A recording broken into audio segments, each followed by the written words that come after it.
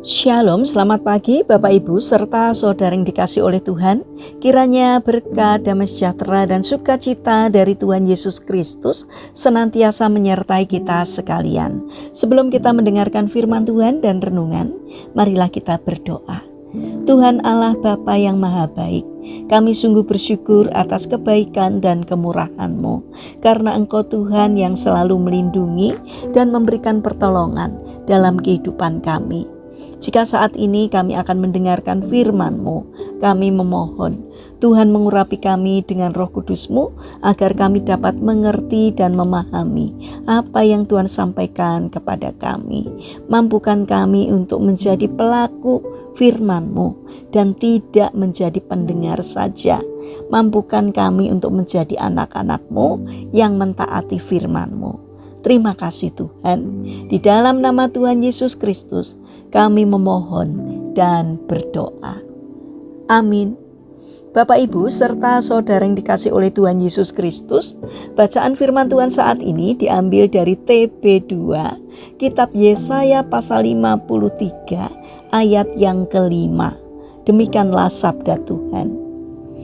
Akan tetapi dia ditikam karena pemberontakan kita. Dia diremukkan karena kejahatan kita. Hajaran yang mendatangkan damai sejahtera bagi kita ditimpakan kepadanya, dan karena bilur-bilurnya kita disembuhkan. Tema renungan saat ini adalah kasih yang tercurah di kayu salib. Bapak Ibu serta saudara yang dikasih oleh Tuhan Yesus Kristus, Jumat Agung adalah hari yang penuh dengan keheningan, kesedihan, sekaligus kasih yang begitu dalam. Pada hari ini, kita merenungkan penderitaan Yesus di kayu salib, sebuah pengorbanan yang tidak dapat dibandingkan dengan apapun di dunia ini. Yesus yang tidak berdosa, rela menanggung penderitaan yang begitu berat demi menebus dosa manusia.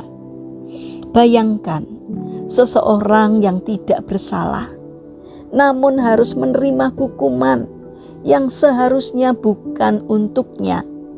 Ia dihina, disiksa, dipaku di kayu salib, bahkan ditinggalkan. Semua itu bukan karena kesalahannya, tetapi karena kasih-Nya kepada kita. Itulah yang Yesus lakukan. Dia mengambil tempat kita, menanggung hukuman yang seharusnya kita terima. Ada sebuah ilustrasi sederhana. Seorang anak kecil melakukan kesalahan besar yang membuatnya harus dihukum. Namun ayahnya sangat mengasihinya, memilih untuk menerima hukuman itu menggantikan anaknya. Sang anak hanya bisa menangis, menyadari betapa besar kasih ayahnya. Demikianlah gambaran kasih Allah melalui Yesus. Kita yang berdosa seharusnya menerima hukuman itu, tetapi Yesus mengambil alih semuanya. Di kayu salib, Yesus berseru, "Sudah selesai." Itu bukan sekedar kata terakhir, tetapi sebuah pernyataan kemenangan. Artinya, karya penebusan telah genap. Hutang dosa manusia telah dibayar lunas. Tidak ada lagi yang perlu ditambahkan. Kasih Allah dinyatakan secara sempurna melalui penderitaan Kristus. Bapak, Ibu, serta saudara yang terkasih, namun seringkali kita melupakan makna salib itu dalam kehidupan sehari-hari. Kita masih hidup dalam dosa, masih mengandalkan kekuatan sendiri, dan kurang menghargai pengorbanan Yesus. Jumat Agung mengajak kita untuk berhenti sejenak, merenung dan bertanya, sudahkah kita hidup sesuai dengan kasih yang telah kita terima? Penderitaan Yesus bukan hanya cerita masa lalu, tetapi undangan bagi kita hari ini.